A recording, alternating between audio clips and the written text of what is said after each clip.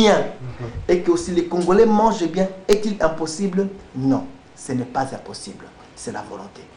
Donc, il y en a quand même des Congolais. Et si les Congolais se mettent réellement, ce que je parlais d'un plan, la CNS, qui a encore des dirigeants qui sont bien, si on les met, on les place avec une bonne volonté, les choses peuvent aller. Mais autre chose, madame, voilà, j'aimerais vous dire une chose qui peut tantôt vous choquer.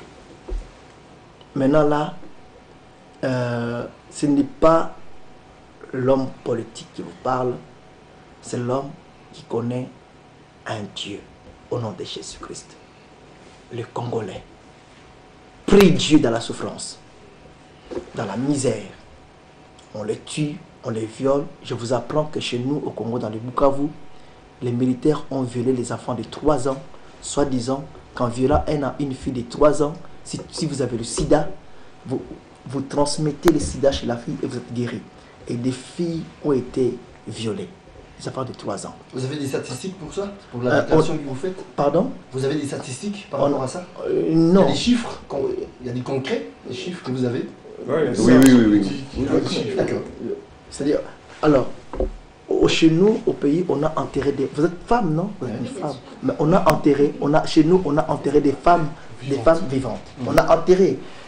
Ces femmes-là, quand on les enterrait vivantes, innocentes, dans leur bouche, je crois, elles citaient le nom de Dieu. Oh Dieu, viens m'aider. J'ai regardé un film vidéo comme ça, on montrait des fillettes maigrichots qui prient Dieu en pleurant. J'avais des larmes. Vous voyez la misère dans leur corps, les cheveux, mais elles prient Dieu. Il y a Dieu qui s'appelle Jésus.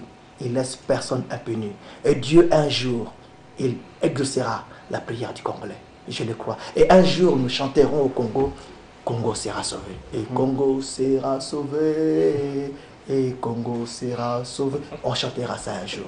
Et là, je vous le dis, en tant qu'homme de Dieu, je continue à montrer aux gens Dieu, de mettre l'espoir sur Dieu. Et Dieu va faire quelque chose. Un jour, dans aucun pays du monde où les gens ont occupé un pays éternellement. Nul.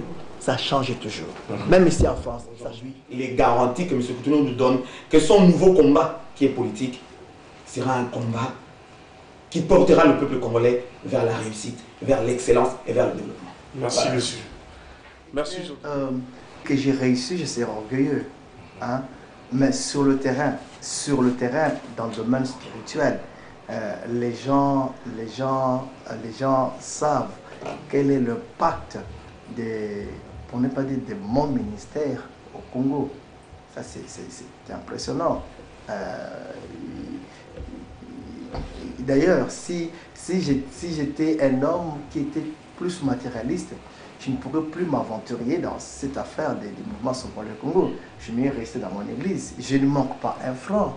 Mes enfants vont à l'école. Je ne manque pas l'argent de Minerval. Je ne manque pas du thé le matin. Je ne manque pas de chikwang à midi. Je pourrais dire, ça me suffit. C'est fini, j'attends le royaume des cieux. Comme d'autres gens le font. Hein? Martin Luther, pareil.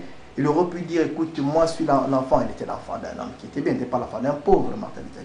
Il a bien étudié. Il côtoyait des blancs, des hommes bien. Il aurait pu dire... Coutinho, s'il vous plaît, c'est le temps qu'il nous prête. Oui, donc pour dire en un mot...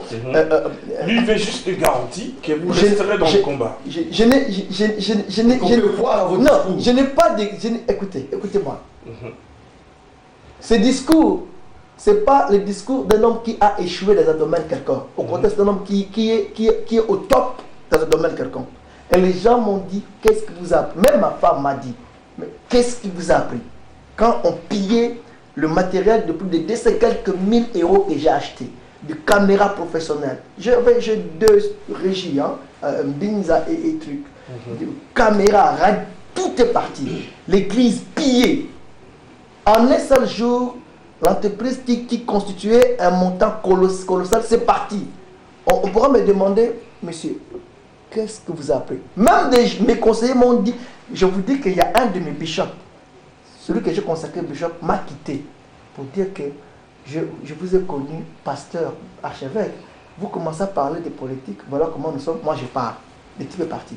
J'ai perdu et les bishops qui ont dit, vous voulez nous rendre pauvres. Parce que bien sûr, quand tu étais parti, ça nous a appauvris en quelque sorte, entre guillemets, parce que Dieu a approuvé après. Personne ne pourra croire. Si je l'ai fait, c'est parce que je continue à poursuivre l'idéal. Révélation, non, l'inspiration. J'ai dit, il faut se mettre pour le pays. Ok. Puis moi, je voudrais quand même rajouter quelque chose et rectifier quelque chose. Oui. Bon, c'est vrai que Vous avez par rapport 45 secondes. Je vous en prie, je ne prendrai pas beaucoup de temps. La réussite par rapport à la religion de M. Coutinho est incontestable.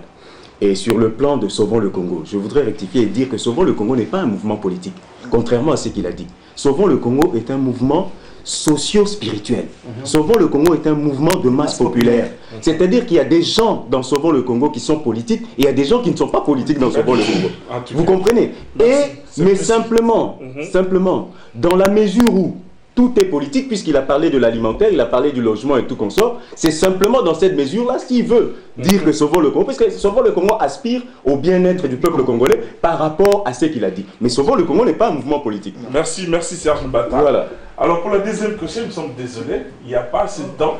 On peut le faire après l'émission. Alors, Monsieur Coutinho, moi je vais juste vous demander quel est le message précis, clair et exact que vous pouvez donner aux Congolais du monde qui nous suivent.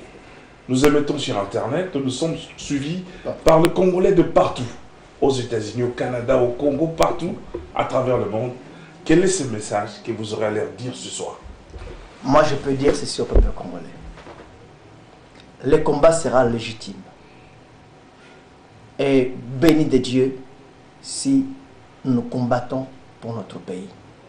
Nous ne pourrions laisser personne de venir monter sur nous, nous tuer nos enfants sur notre propre terre. Et n'oubliez pas, pensez au Congo.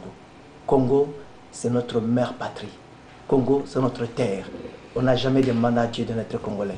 Et nous devions tous nous battre pour le Congo. Jamais les étrangers peuvent régner sur nous dans notre propre pays. Je vous dis.